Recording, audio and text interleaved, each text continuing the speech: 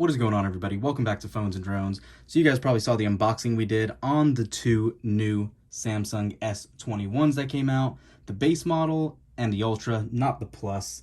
And I want to go ahead and give you guys a side-by-side comparison, talk about a little of the specs right now and what's going on with all that. First things first, obviously, as you can see, huge difference in size of devices. You have a 6.2-inch screen on the S21 and a 6.8-inch screen on the Ultra. One of the harder callouts, actually, shockingly enough, is it's hard to tell in this camera, but this back is not metal. It's definitely not as soft to the touch. It is actually glastic or plastic, whatever you want to really call it.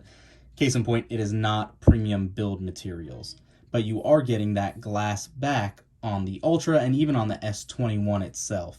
So keep that in mind. They are actually going to give you a somewhat of a higher feel and quality when in hand. Now, do I have any problem with this? I do not, especially since they did cut the price by $200 over the original S20 last year. So yeah, that's right. This does start at $700 this year, and obviously the Ultra starts much higher than that. Battery capacity, you are going to have a 4,000 milliamp hour battery on here, as opposed to the 5,000 milliamp hour battery, lighting up the much larger display on the Ultra.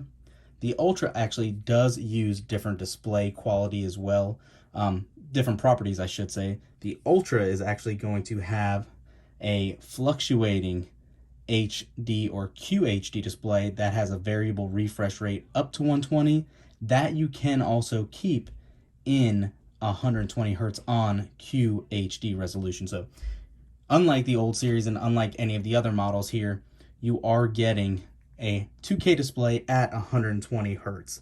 Very nice to keep in mind as well.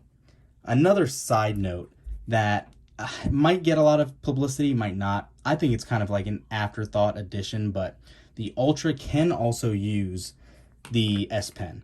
So it used to be exclusive just to the Note series. We've heard kind of what's going on with Samsung this year for that Note lineup. It's really kind of up in the air, but keep that in mind as well. You can obviously increase your RAM on these models up to 512 gigs of storage as well. Can't quite go that high on the base model.